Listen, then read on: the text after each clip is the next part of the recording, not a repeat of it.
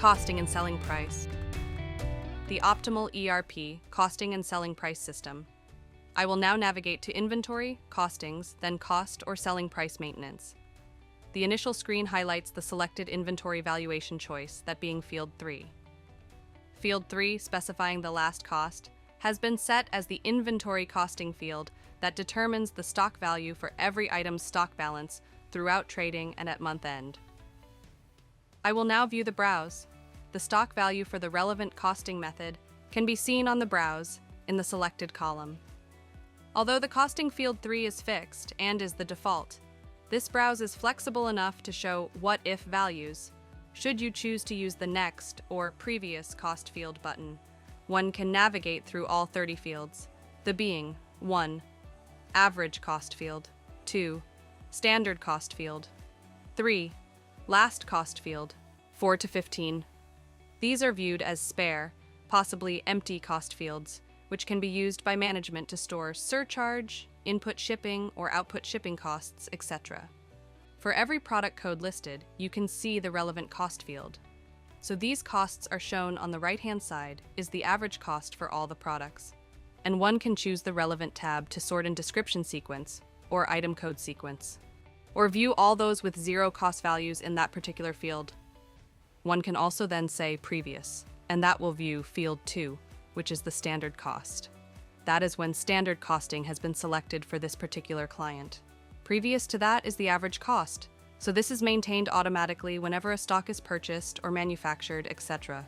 So at any stage, management can view all 3 fields in a report or spreadsheet per product to monitor how these cost fields are being adjusted as business takes place. As an example, many clients have used one or more of these fields to store future selling price fields, modeled or calculated using the global price maintenance procedure. These can be stored, verified in advance, and then transferred to the correct selling price field using one quick copy. Fields 16 to Field 30 are called selling price. 16, called selling price 1, 17, called selling price 2 to 30, called selling price 15.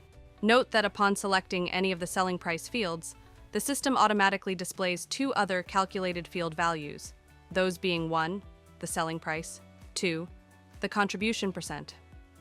I can double-click and I can put the value of 12, and it has now recorded it and it works out the contribution, depending if it's less or more than the actual cost price. Note also that fields 1 and 3 are automatically maintained, with changes that occur during day-to-day trading and manufacturing. If an authorized inventory manager chooses change, that selected cost or selling priced field can be changed. Note that all changes are logged in the logbook with the date, timestamp, and username, which can be audited upon request. Upon navigating to the next option, called Global Price Maintenance, one should note that it allows for the calculation or manipulation of any of those 30 fields. So for instance, you can manipulate all selling prices. Let's use the cost price plus a factor of 60%.